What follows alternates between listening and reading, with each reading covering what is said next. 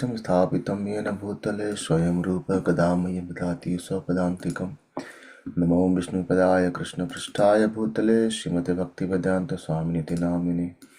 नमस्ते सारस्वती देवे गौरवाणी प्रचारिणे निर्विशेष शून्यवादी पाश्चात्य सतारिणे। जय श्री कृष्ण चैतन्य प्रभु नित्यानंद श्री अद्वैत गदाधर शिवासादि गौर भक्तवृंद। हरे Krishna Krishna Krishna Hare Hare. Hare Ram, Ram Ram, Hare Hare. Hare Krishna, dear devotees, thank you for joining. So, we are reading chapter number 4 and titles The Confidential Reasons for the Appearance of Sri Chaitanya Mahaprabhu. So, we'll continue from text 21 today. Just a quick recap what we've seen. So, we saw in this chapter that the very first verse and a very beautiful verse where he says that by the mercy of Lord Chaitanya Mahaprabhu, even a foolish child can fully describe the real nature of Lord Krishna, the enjoyer of the pastimes of Braja, according to the vision of revealed scriptures. Here describing about Lord Krishna, and that too, the enjoyer of pastimes of Braja. It means Krishna in Vrindavan, right?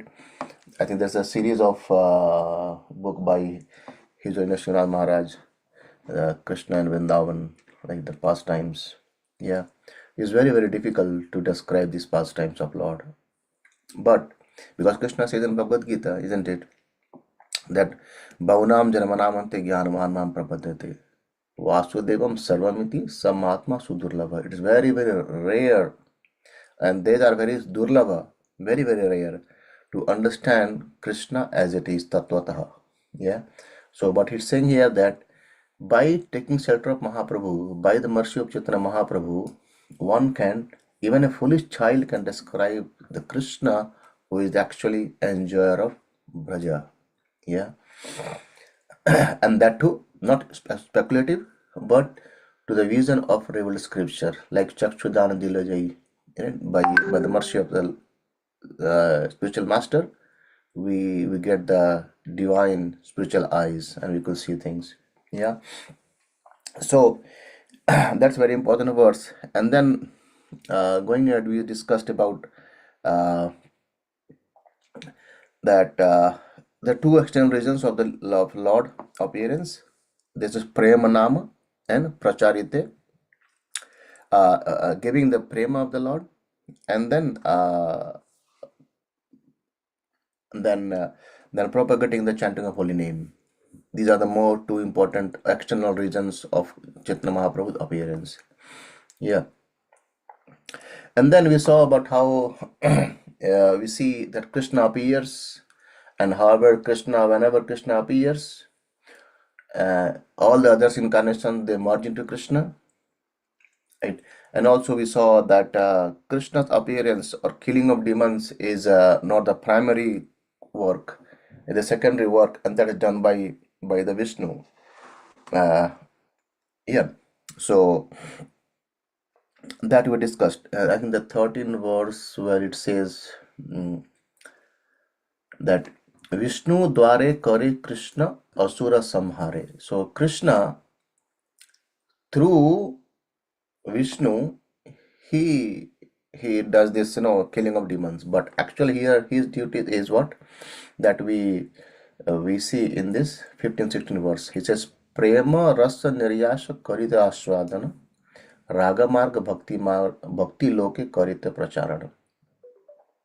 रसिक शेखर कृष्ण परम करुणा এই দুই হেতু হইরে ইচ্ছা udgama. So we saw last week I was sharing from a book by His Holiness Gaur Govind Maharaj. He says Embarkment of Separation. In that book he explained the different desires Krishna has. From Lord Nrsimhadev, he has one desire. To fulfill that desire, he appeared as Lord Rama, and Lord Rama has two more desires. To fulfill that desire, he appeared as Krishna, and when he appeared as Krishna, he got three desires. To fulfill that desire, he appears as Chaitanya Mahaprabhu. Yeah. So Having discussed that, then we continue till text 20. So let us today continue from here. Yeah, and then here it says now, all the universe is filled with conception of my majesty. So, but love weakened by that sense of majesty does not satisfy me. Krishna doesn't know. Love. He wants more of love rather than more of awe and reverence. Right. So let us see. Continuing from text 2021 today. 21, 22. So just previous verse to put it in context. He said that not this one. In fact, 21st. Yeah. আমাকেতে যে যে ভক্ত ভজে এই ভাবে তার শেষে ভাবে ভজি এই মোর স্বভাবে. What Krishna is saying that in whatever transcendental mellows my devotee worship me, I reciprocate with him. That is my natural behavior. And then quoting that, we see this verse from Bhagavad Gita, ye yathamam prapadante tam tachu bhajamaham. Yeah. Now, let us see what actually Krishna looks for. So here in text where we saw text 14, I think, yeah, text 14 we saw that killing of the demons is secondary for the Lord. Yeah. And then even in the I think that's let's see text 21 and 22 onwards, what he says, what Krishna likes. He says, Mora putra mora sakha mora pranapati ye bhave je mora kare suddha bhakti apana ke bada mane amare samahina se bhave hey ami tahara adhina. Yes, Gorangi Mataji.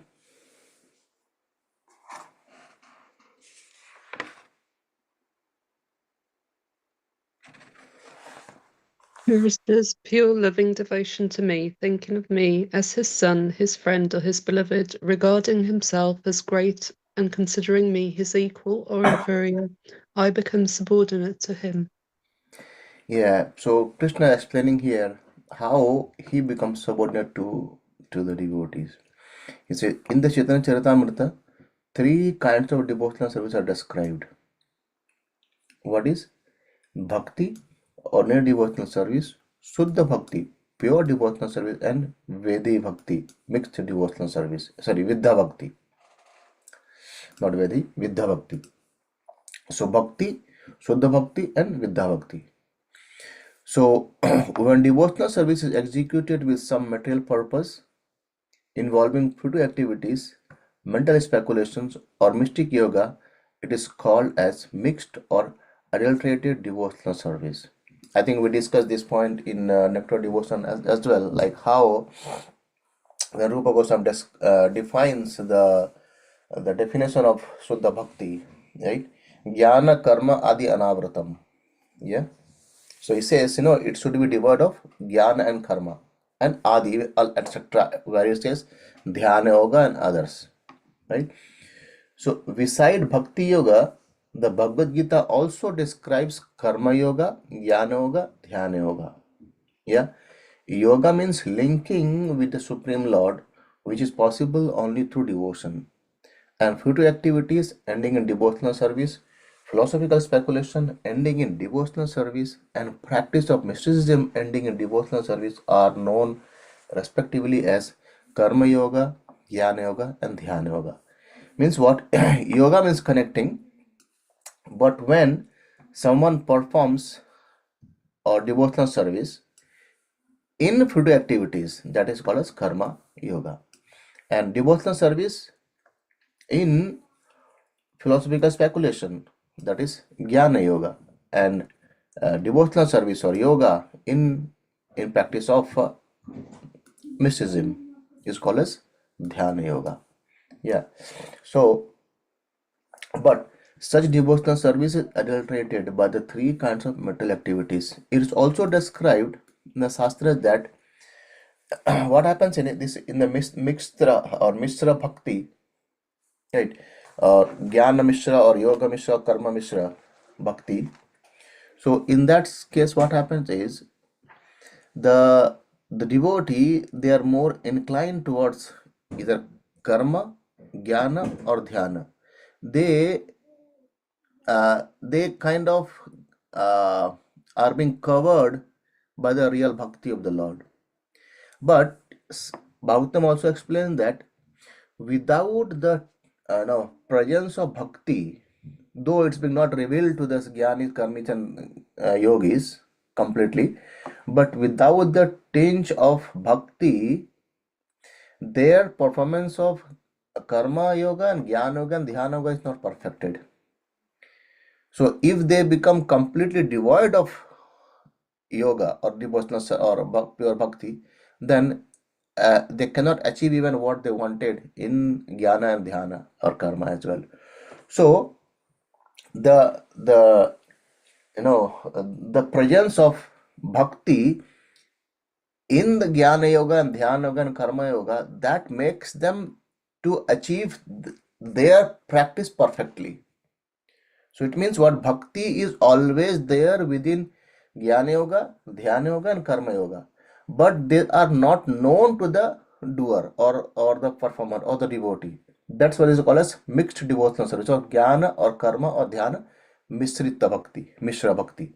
So where, let's for example, pure devotional service you can say is 100%, but in karma yoga, 80% or 90% is karma and 10% is bhakti. Same jnana yoga, maybe 80% or 90% is jnana, 10% is bhakti yoga, in that way. So it's so, because it is 10%, I'm just giving an example, it could be any percentage, because it's 10%, that's why it seems to be not pure bhakti. Or sometimes it get missed out, the bhakti part in that thing. Yeah. So for those grossly engaged in identifying the body as a self, pious activity or karma yoga is recommended. For those who identify the mind with the self, philosophical speculation or jnana yoga is recommended.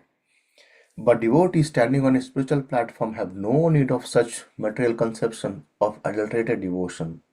Adulterated devotional service does not directly aim for love of the Supreme Personality of Godhead.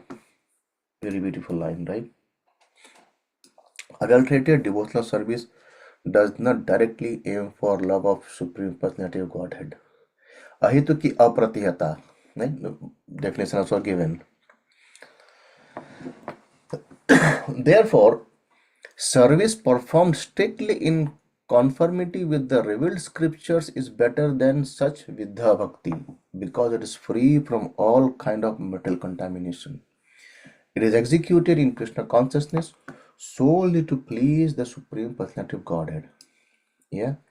So everything is performed for the pleasure of Supreme Personality of Godhead. Those who are spontaneously devoted to the Lord and have no aims for material gain are called attracted devotees. They are spontaneously attracted to service of the Lord, and they follow in the footsteps of self-realized soul. Their pure devotion or Shuddha Bhakti, manifest from pure love of Godhead, surpasses the regulative principles of the authoritative scriptures. Sometimes loving ecstasy transcends the regulative principle, such as ecstasy, however, is completely on the spiritual platform and cannot be imitated. I think we have discussed this point again in our Nectar Devotion reading as well. Yeah.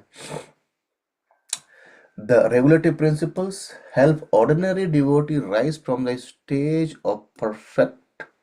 The regulative principles helps ordinary devotee rise to the stage of perfect love of Godhead, and pure love of Krishna is the perfection of pure devotion. And pure devotional service is identical with the spontaneous devotional service. And I think while discussing this in Nectar Devotion, we discussed it at length about what is pure devotional service, What is devotional service in passion? What is devotional service in ignorance? And what is devotional service in mode of goodness? That's from Kapil Deva teachings, right? Chapter Canto 3. I think text Canto 3, chapter 28, I think, and verse 9, 8, 9, 10, like that. Yeah. So, and from that understanding, we understood that as a devotee, as a devotee of in the line of this parampara, we are performing pure devotional service. However, because of our past, uh, you can say, anarthas, we have not, we have not reached that perfection yet, but we are on the right path and practicing as prescribed by acharyas and as given by our parampara, we are or we can achieve it. It's just a matter of time and our dedication towards our sadhana. Yeah. So Prabhupada writes here very beautifully that flawless execution of regulative principle is exhibited in the Vaikuntha planets. By strictly executing these principles, one can be elevated to the Vaikuntha planets. But spontaneous, pure loving service is found in Krishna Loka alone. Right? And the parampara which we are in, the aim or the goal is this spontaneous, pure loving service. Basically, that's not even in Vaikuntha Loka, is going ahead of Vaikuntha to Krishna Loka. Yeah, Goloka Vrindavan, not remaining anywhere else. Okay, so text 23.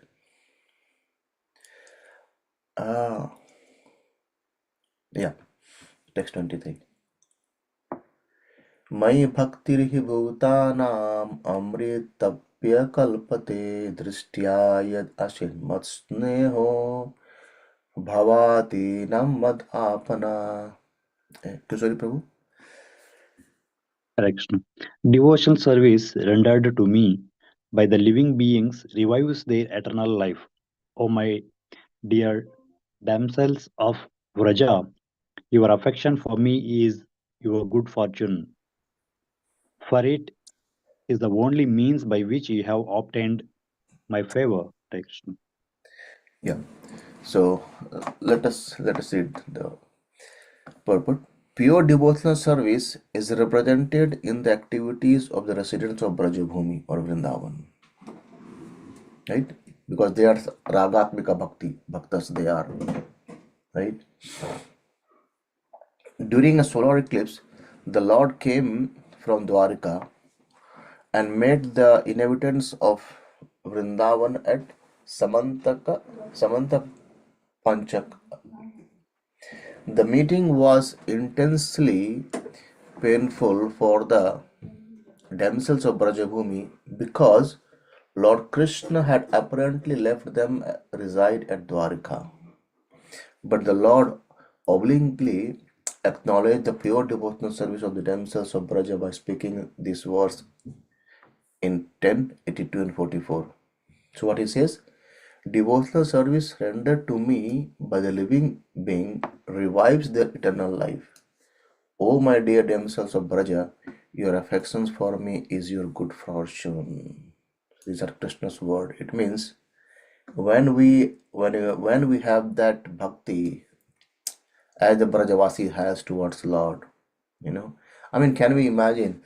It's actually beyond our imagination, too, isn't it? Like someone has left them completely, right? Promised he will come, but he never returns. But still, everyone is, looking at the doorsteps that Krishna is coming, Krishna is coming, Krishna is coming for the whole lifetime. Yeah. So that kind of attraction they had, an affection they had for the Lord. Okay. So text 24. माता मोर पुत्र भावे करे न बंधन अति ही न जाने करे लालन पालन.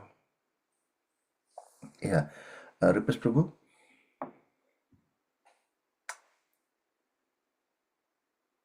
Hare Krishna. Hare Krishna. Mother sometimes binds me as her son. She nourishes and protects me, thinking me utterly helpless. Yeah. So that is what Krishna is actually relishing here. He says, Mother sometimes mind me as her son. And she's nourishing and protecting me. And seeing, as soon as any demons comes up and the demon being killed, everyone thinks that somehow or other Krishna being saved. Maybe a divine energy has saved Krishna. Maybe their prayers, their yagya, their blessings have saved Krishna. So they start making a kind of praying to Lord Vishnu, right? Putting chandana and then all others, forbidding the Krishna, purifying him from the demons. So the whole Braja they thinks in that way. But what Krishna is saying that thinking me utterly helpless. So all this killing actually is done by him only through Vishnu. But everyone is thinking that my child or this Krishna is being saved by some divine potency. Maybe by Vishnu is helping us or some devata is helping us to protect. No one understand that actually he is the one supreme one. Because Yoga Maya actually hides everything. So that the affection of mother and son should not be checked. If Mother Yashoda know that he is Krishna himself, the supreme personality of Godhead, like then that affection would be checked. She might not have that kind of affection toward Krishna then. It might have turned back into earned reverence. If all the Brajavasis they knew, or they knew it, but still what they think that he may be Supreme Lord, but he is more important to us that he is our friend. We don't care about him being Supreme Lord. That's okay. That's another another what do you say, upadhi or another designation for the Lord to be supreme. But for us, he is our friend. For Mother Yashoda, he may be, no worries, he may be, but he is my son. I have the responsibility to take care of him as a helpless child, as the son. And this Krishna relishes more, right? Then he says, text 25, Shakha Shuddha Shakya Kare Skande Arohana Tumi Kono Bodaloka Tumi Ami Shama. Yeah, Umla Mataji.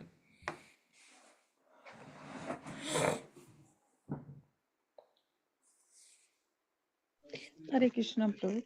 Hare Krishna. My friend climbed on my shoulder in pure friendship, saying, What kind of big man are you? You and I are equal. Hare Krishna.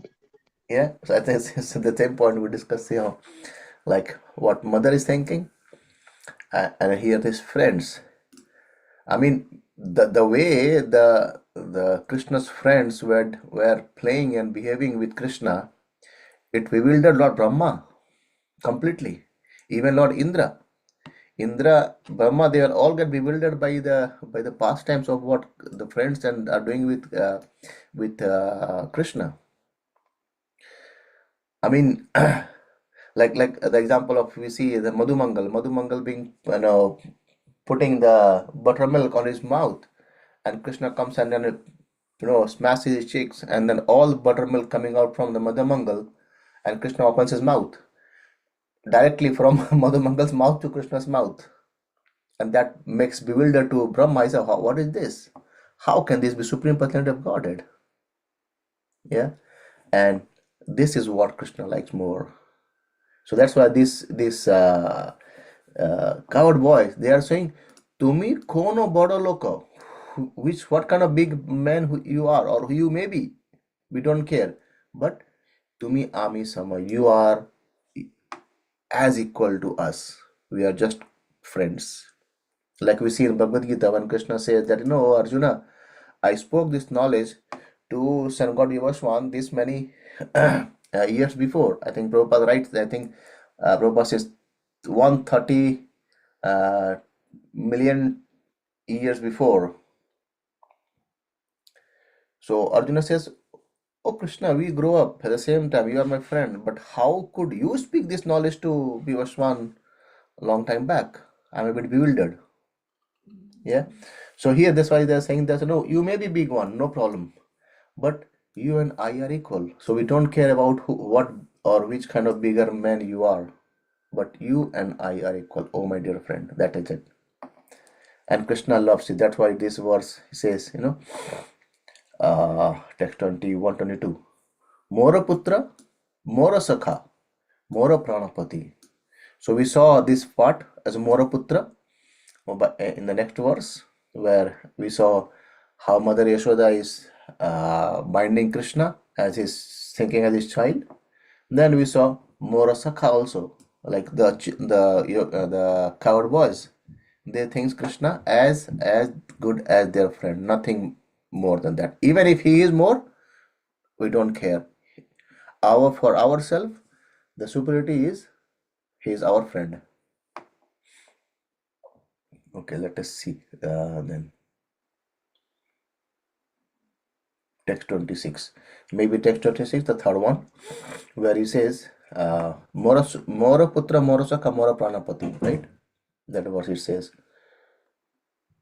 Yeah, mora pranapati. So third verse might be describing that pranapati. Here. Priya yadi manakari karaye varsana Vedastuti haite hare sei mora mana. Atu Krishna Prabhu.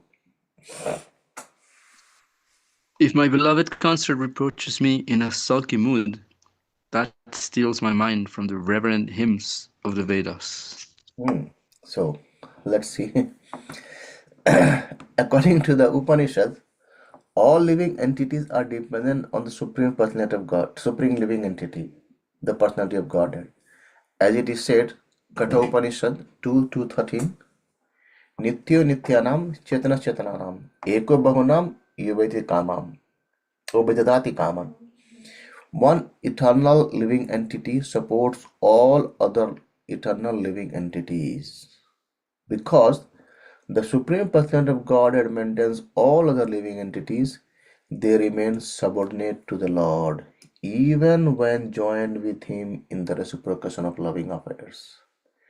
But in the course of exchanging transcendental love of the highest purity, sometimes the subordinate devotee tries to predominate over the predominator. One who lovingly engages with the Supreme Lord as if he were his mother or father sometimes supersedes the position of the Supreme Personality of Godhead. Yeah, the devotee becomes higher or greater than the Lord himself. Yeah. Similarly, his fiancé or lover sometimes supersede the position of the Lord. But such attempts are exhibitions of the highest love. That is very important to understand. Only out of pure love does the subordinate lover of the Supreme Personality of Godhead chide him.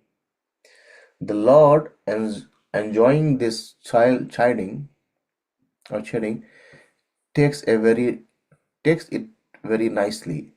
The exhibition of natural love makes such activities very enjoyable. In worship of the Supreme Lord with veneration, there is no manifestation of such natural love because the devotee considers the Lord his superior. So, on reverence, the Lord is always superior. But in loving relationship, like what Krishna loves more, at that time, the devotee can become superior to the Lord, or as Prabhupada writes, like his fiancés or lover sometimes supersede the position of the Lord. And here he also writes, like sometimes his mother and his father supersede the position of Supreme Personality of Godhead. Yeah. So regulative principles in devotional service are meant for those who have not invoked their natural love for Godhead. So Prabhupada writing very well that again relating again and again Prabhupada's commenting here that what is meant for regulative, who is supposed to perform regulative principles?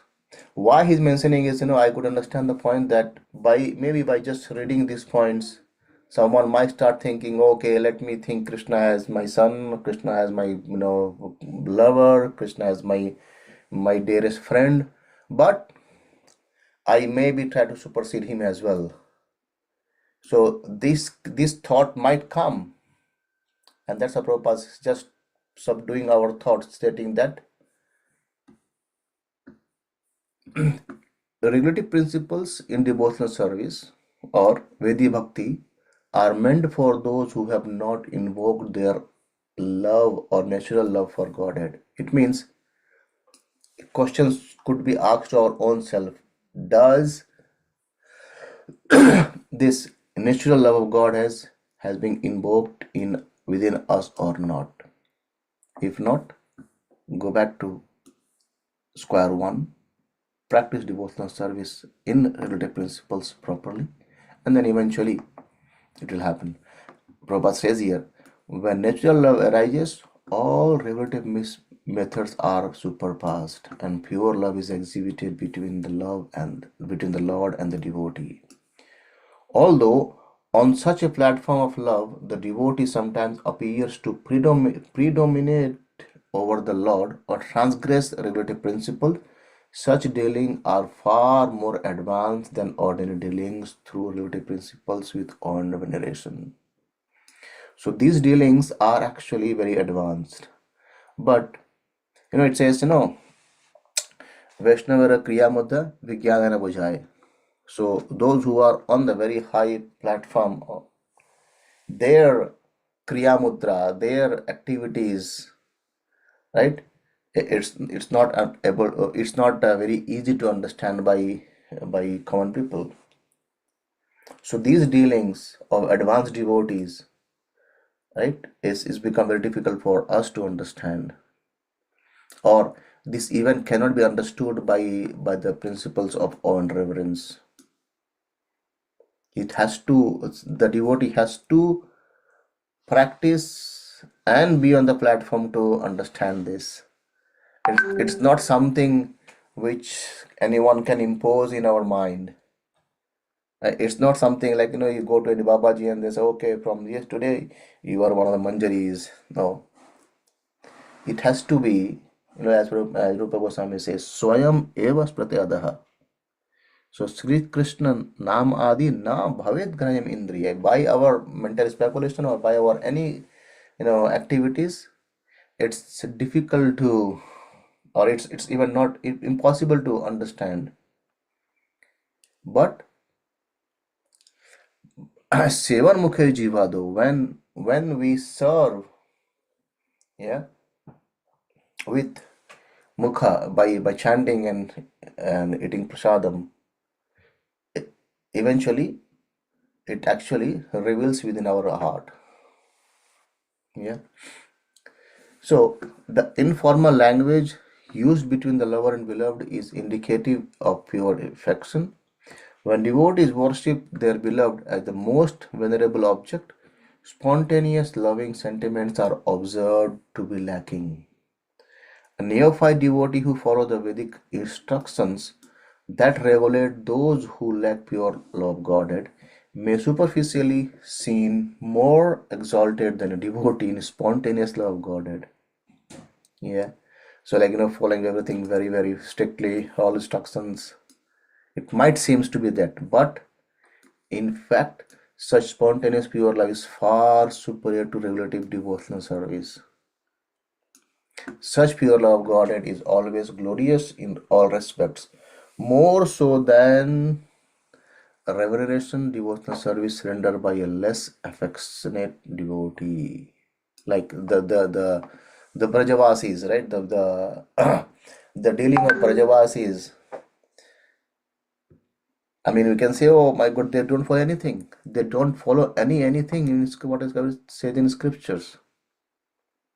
That seems to be from outwardly, but because they have perfected in their previous past lifetimes in that such a way that right now they are dealing with Krishna in that level, that it's become very common for them. There's ragatmika. They are even in their bloods, even in the dreams, they see Krishna. Like we see the beautiful pastimes all the time. We hear it, many times we have heard this. Like when Narad wanted to know who is supreme super devotee, then Krishna says, okay, just call out to the devotees that I'm having a headache, and my headache can only be cured by rubbing the dust from the lotus feet of the devotees. He went to Dwarika and everywhere, no one gave. But he went to the gopis. Gopis started giving him bucket and bucket of dust from their feet. Then Narada Muni says, oh, do you know what I'm going to do it? They says, we don't care about it. Even if you go to hellish planets, no problem at all. What matters for us is Krishna is having a headache now, and that headache will be cured by rubbing our dust of the feet, and that's what we want to do. That's all, right? So this we can't actually neither imitate nor even can understand their affections toward the Lord. Yeah. Okay. Let's see a few more if we could do. Text 27-28. ए शुद्ध भक्ति लाया करिमु अवतारा करिब विविध विध अवधूत विहार वैकुंठादे नाही जे जे लीलार प्रचार से लीला करिब याते मोर चमत्कार. So as of now, what we have seen is actually Krishna's discussion happening. Krishna's pastimes is going on. We have not came to Chaitanya Mahaprabhu's desire yet. Yeah. Who's reading? Yes, Gorangi Mataji.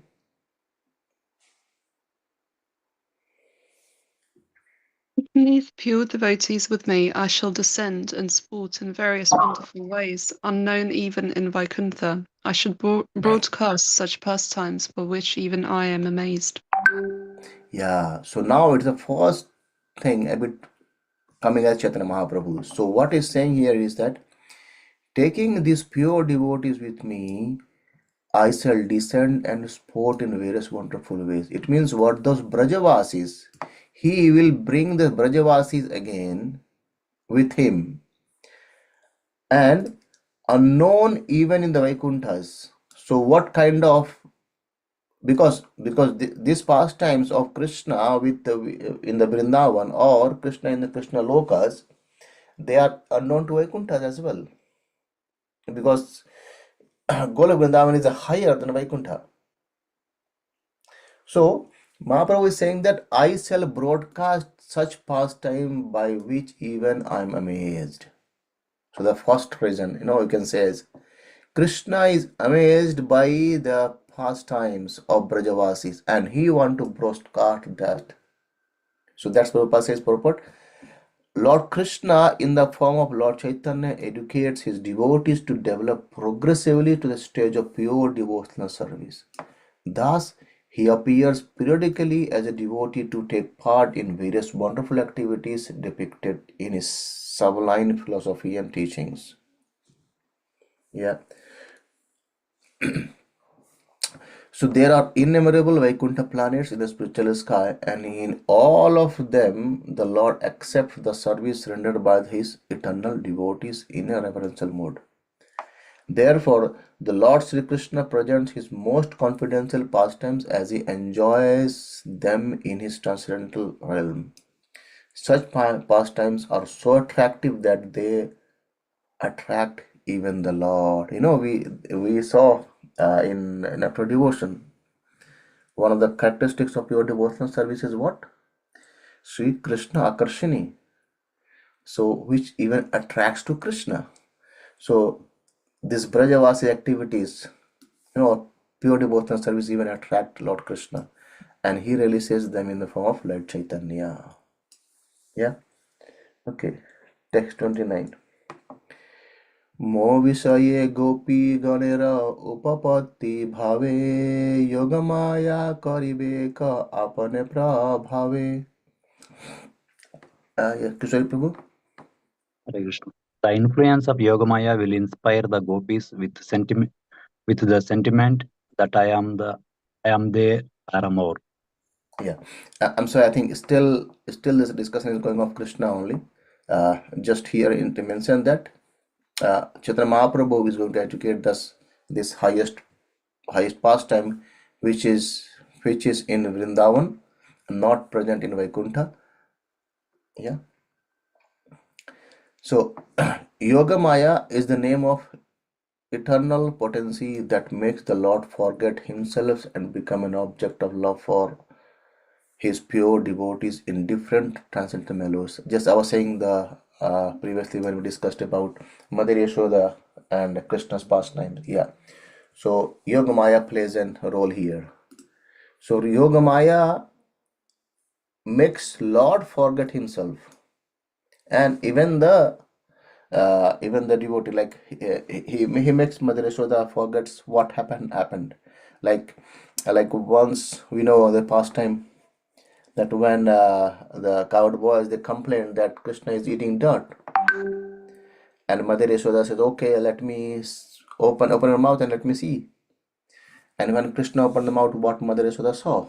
She saw the whole universe, and within the universe, she saw that she is actually inside the universe, and she's trying to see what's within the mouth of Krishna, and that again within that is continuous. So she completely got bewildered. What is this?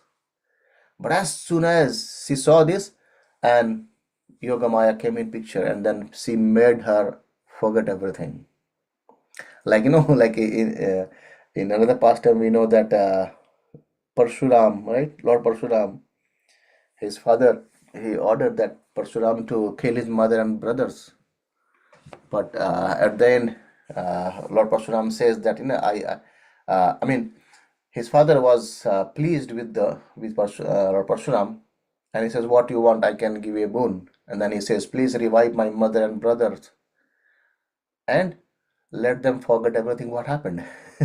So in a similar way here, whatever happens, Yogamaya comes and play this picture that no one remembers everything, and they continue their loving relationship ahead. So this Yogamaya potency creates a spiritual sentiment in the minds of the damsels of Braja by which they think Lord Krishna as their paramour. This sentiment is never to be compared to mundane illicit sexual love. It has nothing to do with sexual psychology. Although the pure love of such devotee seems to be sexual, one should know for certain that nothing can exist in this cosmic manifestation that has no real counterpart in the spiritual field. All material manifestations are emanations of the transcendence. The erotic principles of amorous love reflected in mixed metal values are perverted reflections of reality of spirit. But one cannot understand the reality unless one is sufficiently educated in the spiritual science. Like Prabhupada gives example. If you if you keep an mirror, right, and the sun is shining, and then the mirror has also capability of reflecting the sunshine, right? But that mirror is not sun; it's just reflecting it, isn't it? And also Prabhupada says like the moonlight in the pond or river, when the water is quite still and you can see the reflection, it might look as a mirror, as a moon in the water. But if you just throw an stone, it starts ripples, and you can see the moon is gone from the water, right? So that's why it's very difficult to understand or relate this uh, relationship of the Krishnas with the gopis as an mundane illicit connections, right? Okay, it's 9 now. We'll take a pause and we'll continue from text 30 next week. Next week we'll continue from text 30. Hare Krishna. Thank you very much, everyone, for joining. Have a happy weekend. Thank you, Krishna Prabhuji. Krishna Prabhuji, thank you so much. Hare Krishna.